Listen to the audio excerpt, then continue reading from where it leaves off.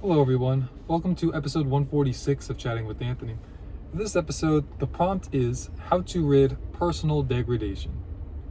Now, this is not the only way you could possibly do it, but I do believe these are effective steps to help ward off or get rid of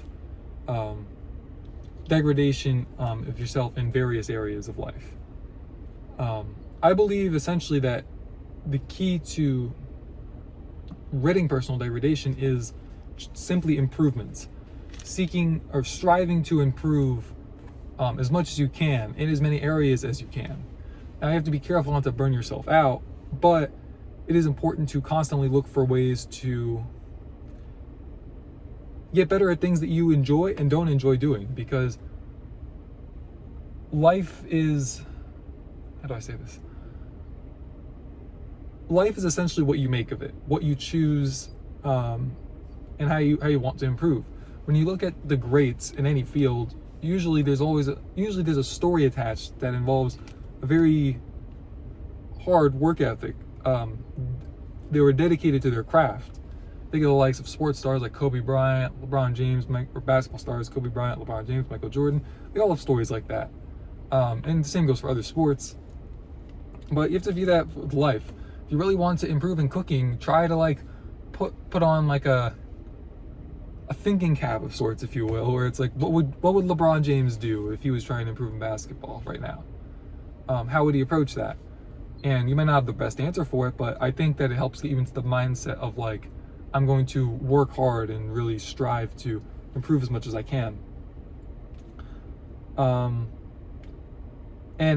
in the process of it, you might end up having to sacrifice something else, and that's okay, but try to yield the best results, right? Factor in the pros and cons of what you're about to do and what path you're about to take. It might not be pretty, but that's okay. Success rarely is pretty, if I'm being honest.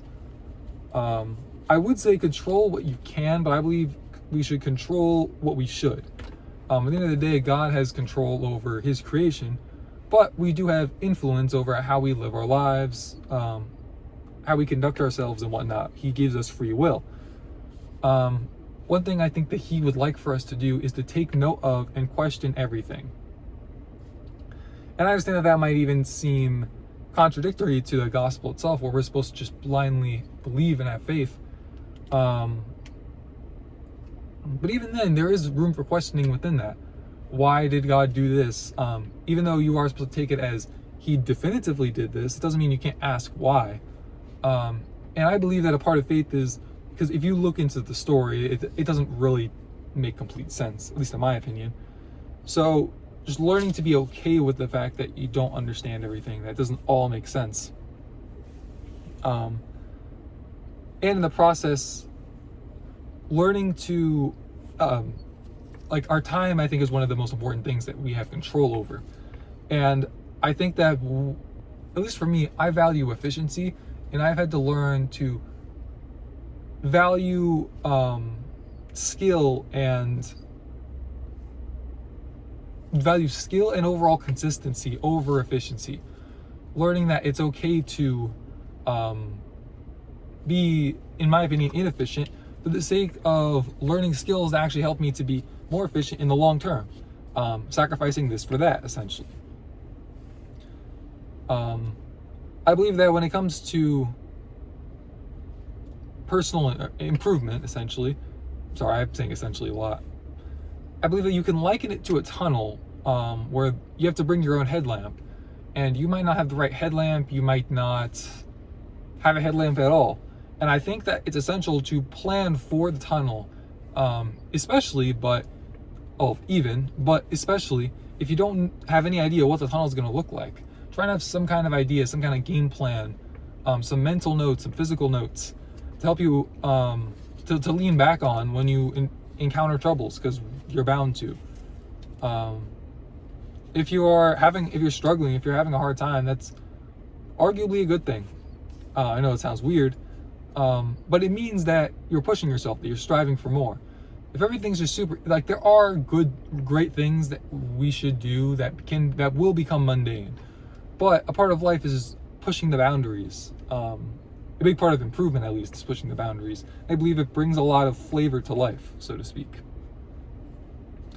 I believe that using hindsight, it's important to compare your plan to what actually happened, and to, spot the differences and see whether you planned effectively, whether it was an efficient plan, whether it was good, whether it was realistic, essentially.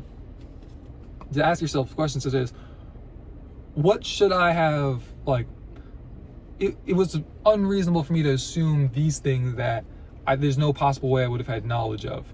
But of the things that were there that I could have foreseen, how reasonable was it for me to understand that going in? And what thought processes could I have used to plan more effectively, to where that I wouldn't have been caught so off guard by that? And trust me, there's a lot more to it. These are, again, just some steps that I believe can help you out. But that's all I have for this episode. Thank you guys for watching episode 146. Stay safe, God bless, and I'll see you guys in the next one.